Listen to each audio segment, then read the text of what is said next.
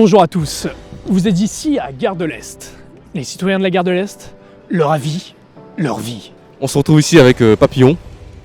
Je fête Noël tous les jours. Oui, je vais fêter Noël avec mon père et mon petit frère. Ouais, je pense que je vais fêter Noël, ouais, avec mon père. On va être tous les deux, moi et mon père. Oui, je vais fêter Noël. Oui. Oui, bien sûr. Oui, mes grands-parents vont venir du sud le 25, et du coup on va le fêter le 25 cette année, alors qu'en général on le fête le 24. Du coup c'est un peu triste, mais du coup je vais le faire, et je suis toujours en recherche de cadeaux de Noël. Je suis en retard. J'ai pas d'idée en fait, mais je sais que pour ma soeur je vais lui acheter un magazine, et pour mon frère un tome d'Harry Potter. Et ma mère, je sais pas. En fait, je sais pas. Je suis toujours en recherche. Mais vous voyez, c'est quelque chose qui vient sur le moment. Donc, je pense que en fait, la réponse, elle va m'arriver le 24. Le Père Noël, c'est la vie. Et je crois en la vie. Non, mais je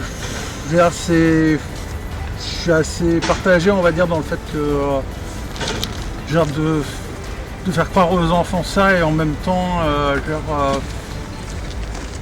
que ça fait un peu, on va dire, une fausse croyance, quoi. C'est moi. J'ai pas les bonnes couleurs pour être Père Noël. Non. Mes enfants, oui, moi, personnellement, non. Bah évidemment, moi je crois que le Père Noël, je crois pas pourquoi tu dis ça, mais ouais, bon, bien sûr. C'est une bonne question. Pire truc au niveau goût, comment dire? Gustativement ou au niveau du ventre? Gustativement, ouais, non, j'ai pas de. J'ai eu un peu cette chance, entre guillemets, cette chance-là de pas avoir ce problème-là. Pas de... Étant donné que c'était pas mal gras et sucré, je pense que. voilà. Comme tous les repas de Noël, ils sont un peu... Je vais dire comme toutes les fêtes en même temps, qu'on préfère quand même manger des trucs bien gras, bien sucrés que les petits légumes et compagnie. Après c'est Noël, on se fait tous des petits plaisirs. Ouais, après, je vous rassure, c'est pas qu'à Noël, hein. Chandeleur. À Chandeleur, on prend des crêpes sucrées, hein, pas des petits pois. Et... Des huîtres. Le pire truc, alors là, je sais pas, j'ai dû manger des fruits de mer pas frais, je pense, une année. Exactement, des huîtres pas fraîches. Mauvais souvenir. Je vais retourner à la machine, non? Non, mais on travaille pour dépenser, non? Enfin, moi, je travaille pas. Je suis au chômage, donc... Bah, je suis un peu obligé de dire oui. Faut pas se voiler la face. Après, ouais, ça revient toujours au même sur le fait de laisser cette croyance et en même temps, je vais retrouver un équilibre entre les deux, quoi. Je pense que ce n'est plus du tout une fête chrétienne et que c'est devenu quelque chose de très très commercial. Mais j'adore Noël dans le sens où l'esthétique est incroyable. J'adore les films de Noël clichés et j'aime beaucoup manger des gâteaux pendant le mois de décembre. Donc en fait je pense que c'est mauvais, mais j'aime beaucoup, donc je continue à faire Noël. Mais ouais, c'est très capitaliste comme fête. Oui. Bah oui, forcément. Hein.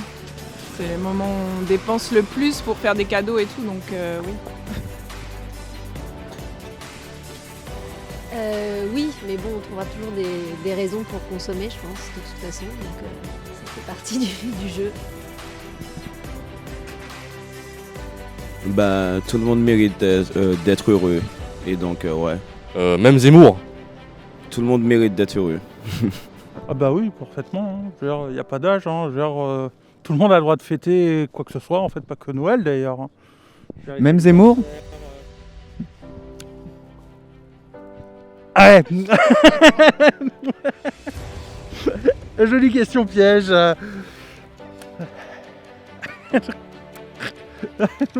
Est-ce que je réponds selon mon émotion ou selon mes convictions? C'est ça le problème. Et pourquoi pas les deux? Que si je disais avec émotion, je dirais, comment dire, que je pense énormément de choses pas cool envers lui. Maintenant, si je respectais mes convictions, je dirais bah oui, que chacun a le droit de fêter ce qu'il veut en fait. Je pense que c'est vraiment un choix personnel de toute personne de faire un peu ce qu'il entend, quoi. Oui, Je pense que tout le monde mérite de fêter Noël. Genre sans exception, oui. Et même Zemmour. Mais Zemmour, il fête pas Noël. Zemmour, il est catholique, Zemmour. Il est juif. Sérieux? Bah du coup, il fait pas Noël, il fait Hanouka. Il fête pas Noël, donc ça sert à rien que je lui dise de fêter Noël, il va pas fêter Noël. Ouais, surtout Zemmour. Surtout Zemmour. Je souhaite un joyeux Noël à Zemmour. Oui. J'espère, oui. Même Zemmour? En fait, j'ai même pas envie de parler de ce monsieur. Je comprends pas le temps de parole qui est accordé autour de ce mec. Voilà. Du coup, non. Pour moi, non, vu que pour moi, c'est pas quelqu'un, c'est pas un personnage. Pour moi, c'est la vie, et donc pour moi, non, quoi. Donc voilà. Donc la vie, le Père Noël, pour toi, c'était un même concept. Exactement, parce que je vois que par exemple la vie nous offre le soleil, la vie nous offre les arcs-en-ciel, les étoiles, tout ça. La vie nous porte en fait, donc pour moi la vie c'est le Père Noël en fait. Personne ne peut nous donner, nous offrir ce que la vie nous offre en fait. Bon. Ça, j'en ai aucune idée, étant donné que je l'ai jamais vraiment vu. Donc après, si ça se trouve, il existe réellement, hein, puisque comme personne l'a vu. On ne sait pas. Tout le paradoxe fait que justement, c'est possible. Si ça se trouve, le Père Noël va mourir du Covid. Hein. Faut pas rigoler. Il est vieux, hein, le Père Noël, il est vieux et gros, donc vraiment c'est une personne à risque, hein, le Père Noël. En plus, je le regarde, le Père Noël c'est un gros porc, il a 90 ans. Oui. Bah oui, du coup, parce que du coup, il va voir dans toutes les familles, il y a forcément une famille qui a le Covid. Du coup, c'est un cas contact. En gros, tu es en train de dire qu'il participe à répandre le virus, quoi. Je pense que c'est un être humain. Évidemment. Probabilité, on est sûr là, qu'il est cas contact. I don't know.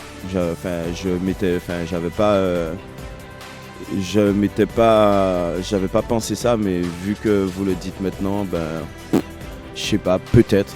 Et de toute façon, si un confinement, c'est ça, je respire un peu. Enfin, c'est parce que les rues sont vides, partout c'est vide. Le premier confinement, tout était vide et je pouvais jouer au football. Il n'y avait pas les feux. Enfin voilà, il n'y avait pas de voiture. C'était magique en fait. C'était un nouveau monde. C'était un Paris comme personne n'a jamais vu. Vous pouvez vous balader à poil. Franchement, c'était magique. C'était une expérience paradisiaque, c'était inhumain, c'était magique en fait, c'était vraiment magique. Je respectais pas les feux, je traversais n'importe comment. La ville était à moi en fait, je faisais du roller, je jouais au football dans la rue, c'était magique. Ça c'est une très bonne question. Je suis pas devin ni rien. Je pense que... alors je vais être assez pragmatique. Mais je pense que là-haut, justement, ils sont un peu terrifiés à l'idée de refaire un vrai confinement. Pas le confinement juste pour rire, comme on a eu avec les 36 versions de confinement. Mais parce que j'avais vu que ça fait coûter 40 ou 50 milliards d'euros de le faire ça pendant un mois. Donc à mon avis, je pense qu'ils sont terrifiés là-dessus, du coût que ça engendrait, en plus de la perte du PIB au niveau national. Et donc du coup, augmentation drastique du déficit et donc de la dette. Qui est énorme. Oui, mais surtout, si votre PIB il descend, le poids de la dette est encore plus impressionnant. Donc je pense qu'il y a ça qui les terrifie beaucoup. Et aussi, deuxième point aussi, parce que même s'il ne le dit pas, je vois mal... ça peut-être effectivement si Omicron fait comme sa première version où c'était n'importe quoi.